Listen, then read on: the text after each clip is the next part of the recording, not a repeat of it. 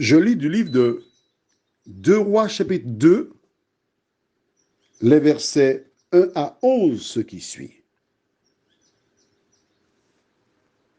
Lorsque l'Éternel fit monter Élie au ciel dans un tourbillon, Élie partait de Gilgal avec Élisée. Élie dit à Élisée, « Reste ici, je te prie, car l'Éternel m'envoie jusqu'à Béthel. » Élisée répondit, « L'Éternel est vivant, et ton âme est vivante. Je ne te quitterai point. » Et ils descendirent à Béthel. Les fils des prophètes qui étaient à Béthel sortirent vers Élisée et lui dirent, « Sais-tu que l'Éternel enlève aujourd'hui ton maître au-dessus de ta tête ?» Et il répondit, « Je le sais aussi, taisez-vous. » Élie lui dit, « Élisée, reste ici, je te prie, car l'Éternel m'envoie à Jéricho. » Il répondit, « L'Éternel est vivant, et ton âme est vivante. Je ne te quitterai point. » Et ils arrivèrent à Jéricho. Les fils des prophètes qui étaient à Jéricho s'approchèrent d'Élisée et lui dirent, « Sais-tu que l'Éternel enlève aujourd'hui ton maître au-dessus de ta tête ?» Il répondit, « Je le sais aussi, taisez-vous. » Élie lui dit, « Reste ici, je te prie, car l'Éternel m'envoie aujourd'hui. » Il répondit, « L'Éternel est vivant et ton âme est vivante. Je ne te quitterai point. » Ils poursuivirent tous deux leur chemin. 50 hommes d'entre les fils des prophètes arrivèrent et s'arrêtèrent à distance vis-à-vis, et eux, deux s'arrêtèrent au bord du Jourdain. Alors Élie prit son manteau, le roula, et en frappa les eaux qui se partagèrent çà et là, et ils passèrent tous deux à sec. Lorsqu'ils eurent passé, Élie dit à Élisée, « Demande ce que tu veux. »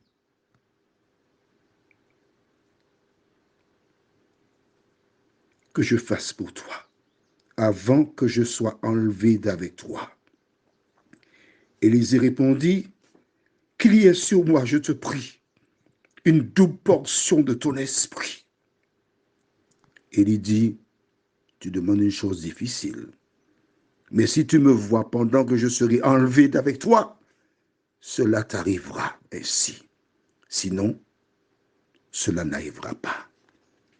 Comme il continue à marcher en parlant, voici un char de feu et des chevaux de feu les séparèrent l'un de l'autre, et Élie monta au ciel dans un tourbillon. Notre thème, c'est enlèvement. Prions. Seigneur, nous avons lu ces versets de ta parole qui ont été rapportés. Élie a été enlevé en présence de 50 personnes, plus Élisée, sans compter les autres. Seigneur, nous comprenons pourquoi Élie s'entretenait avec Jésus. Alors que nous allons développer ces versets, que ton esprit nous aide à être des Élis, nous t'en prions.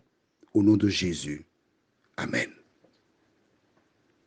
À quel moment Dieu a-t-il dit à Élie qu'il l'emmène au ciel? Peux-tu trouver?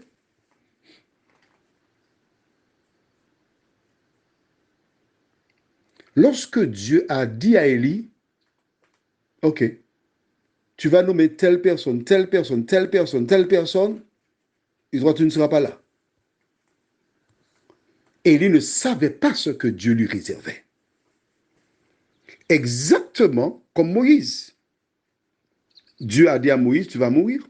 Mais il n'a jamais dit à Moïse, après ta mort, je vais te ressusciter pour t'emmener au ciel. Il n'a pas fait ça. Élie n'a pas posé de questions parce qu'Élie connaissait l'histoire de Moïse. Mais oui, il savait que Dieu était chargé de Moïse, comme il ne savait pas encore, mais Dieu c'est Dieu. Élie part avec Élisée. Il cherche à se débarrasser d'Élisée pour qu'il ne voit pas. Nous ne savons pas pourquoi du reste. Mais nous savons qu'il cherche à se débarrasser de lui. Chaque fois, il répond, l'Éternel est vivant, je ne te quitterai point. Reste ici. L'Éternel est vivant, je ne te quitterai point.